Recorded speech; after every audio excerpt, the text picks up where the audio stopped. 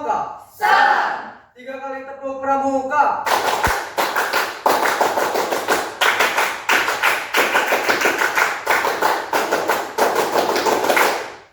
Baik, kami dari kelompok 4 dari program studi pendidikan teknologi informasi angkatan 2024 kelas A. Di sini kami akan menjelaskan beberapa sandi, beberapa materi dalam kepramukaan. Sebelum kita langsung masuk ke dalam materi, kita perkenalkan dulu terlebih dahulu anggota-anggota kami. Perkenalkan, nama saya Muhammad Zahran Saputra. Perkenalkan, nama saya Nur Istiqomah. Saya Anissa Tika Nandani. Saya Selvia Alexandra Versa. Saya Raihan. Saya Dewi Yulianti. Saya Zahra Salsabila. Saya Safa Pehananta. Saya Inga Nur Anggraini. Saya Ridho Kusnul Rahim. Selamat menyaksikan. Oke teman-teman, jadi langsung aja kita masuk ke materi yang pertama, yaitu tentang tingkatan di pramuka. Sebelumnya kalian udah tahu belum nih ada tingkatan apa aja sih di dalam pramuka? Belum. Oke, jadi mari kita bahas. Jadi di pramuka itu ada yang namanya anggota muda dan juga anggota dewasa. Anggota muda itu biasanya itu anak-anak atau remaja yang masih ngikutin pramuka di gugus depan. Nah, tingkatannya itu dibagi berdasarkan usia. Yang pertama yaitu ada tingkatan siaga, yaitu usianya kisaran 7 sampai 10 tahun atau biasanya itu SD kelas 1 sampai kelas 4. Dan siaga ini dilambangkan dengan warna hijau. Dan yang kedua yaitu ada tingkat penggalang. Nah, untuk tingkat penggalang ini usianya biasanya berkisar dari 11 sampai 15 tahun atau umumnya itu mereka masih SMP. Dan untuk penggalang ini biasanya dilambangkan dengan warna merah. Dan yang ketiga yaitu ada tingkatan penegak yang biasanya itu berkisaran dari 16 sampai 20 tahun atau mereka ini biasanya masih di tingkat SMA. Nah, untuk penegak ini lambangnya yaitu warna kuning. Dan yang terakhir yaitu ada tingkat pandega yang mana usianya itu 21 sampai 25 tahun yang kebanyakan itu mahasiswa atau pemuda. Dan untuk pandega ini dilambangkan dengan warna coklat muda. Dan kemudian yaitu ada anggota dewasa, yaitu mereka adalah orang-orang yang membina, melatih, dan juga mengelola organisasi pramuka ini. Nah, untuk pembina pramuka yaitu orang yang mendampingi anggota muda di gugus depan. Dan selanjutnya ada pelatih pembina, yaitu yang melatih para pembina. Selanjutnya ada andalan, yaitu mengurus kuartir di berbagai tingkatan. Selanjutnya ada pimpinan saka, yaitu yang membimbing keterampilan khusus.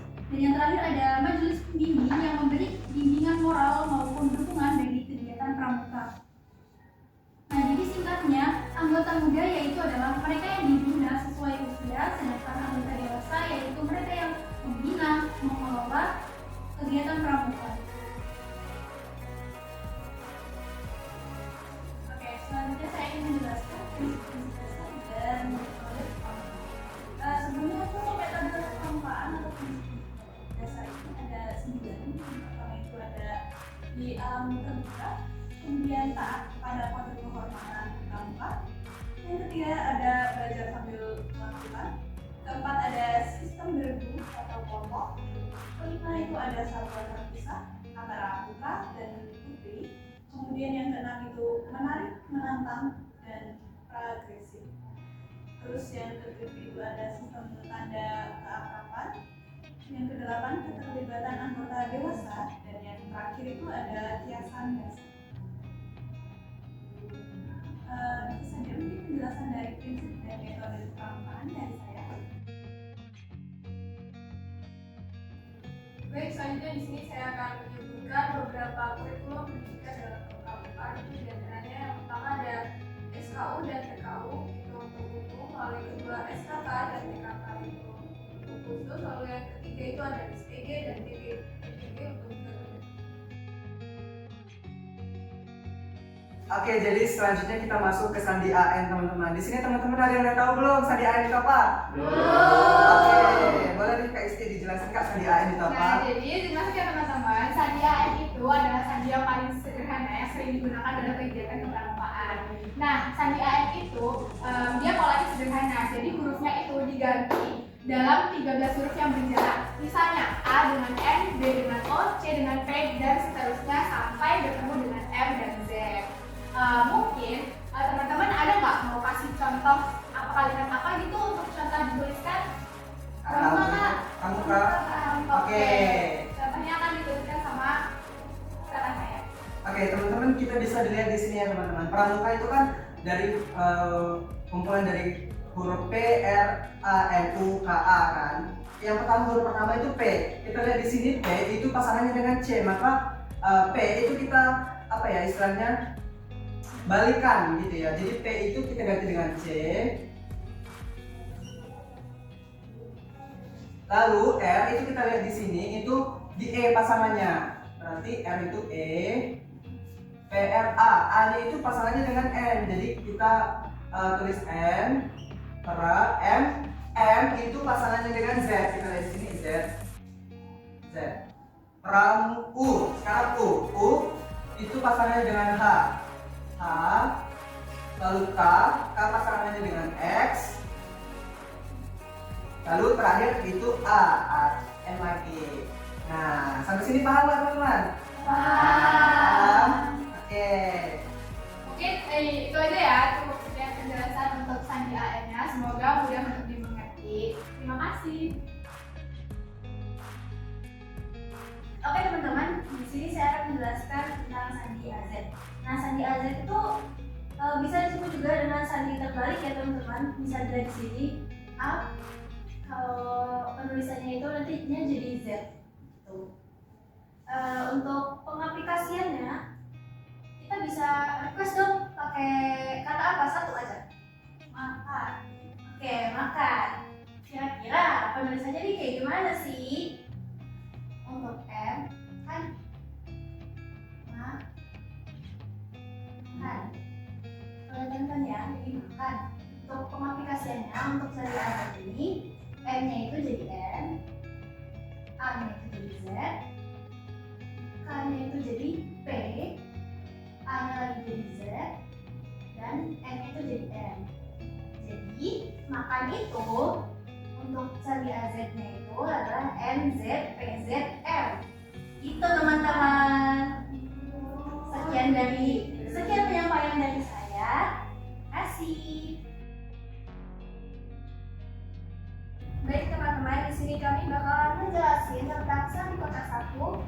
Jadi sandi kotak satu ini terdiri dari kotak-kotak dengan ciri khas yaitu berbentuk menyilang, kemudian ada horizontal dan juga vertikal. Untuk huruf pertama ini tidak diberi titik, namun untuk huruf kedua dia ini diberi titik satu. Untuk contohnya bakalan dijelaskan oleh Oke, baik, saya akan memberikan. Saya ingin tanya pada teman-teman apa contoh yang akan saya berikan. siaga. Satu, siaga. Oke, siaga.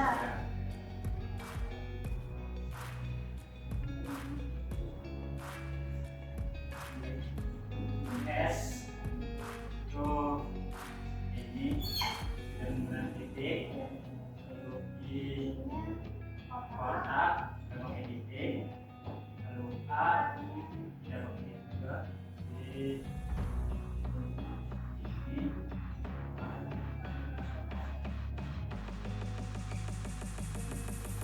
ini. Jadi untuk contoh siaganya ini sandi kotaknya teman-teman. Oke, baik teman-teman. Selanjutnya ini ada sandi kotak 2. Sebenarnya sandi kotak 2 ini nggak beda jauh sama sandi kotak 1. Cuman bedanya di sandi kotak 2 ini dia nggak ada bentuk penyilangan seperti ini. Lalu dalam satu kotak untuk sandi kotak 2 itu terdapat 3 huruf A, B, C, D, E, F, G, H, I, dan seterusnya. Lalu untuk huruf pertama dia tetap tidak ada titiknya, lalu huruf kedua satu titik seperti sandi kotak 1, dan sandi kotak 2 ini dia hurufnya terdapat 2 titik. Jadi bedanya di situ dengan sandi kotak 1. Lalu contoh pengaplikasiannya, boleh siapa yang mau mencontohkan hurufnya apa aja? Penegak Kak.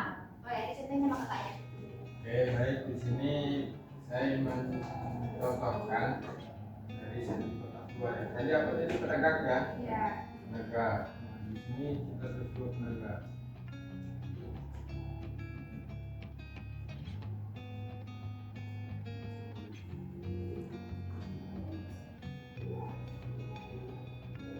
Penegak ya. Nah, kita cari huruf pertamanya kan P. P ada di sini di kotak nomor 2.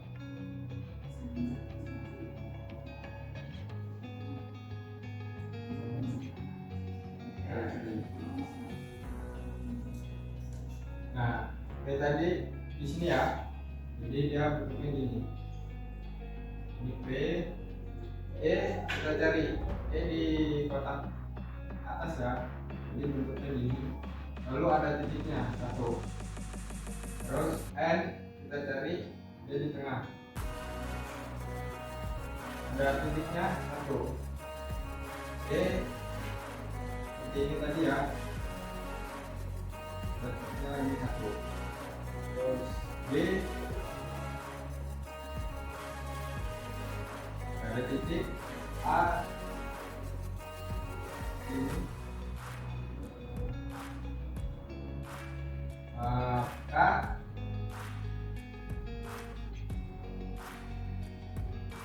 ada titiknya. Nah, seperti ini kalau penegak untuk di tadi kotak 2 tulisannya. Kira-kira dari teman-teman sudah paham apa belum? Sudah. Oke, mungkin cukup dari penjelasan dari kami. Itu dia pemaparan materi dari kami mengenai kepramukaan. Semoga kakak-kakak semua bisa memahami apa yang telah kami jelaskan. Terima kasih atas perhatiannya. 3 kali tepuk pramuka.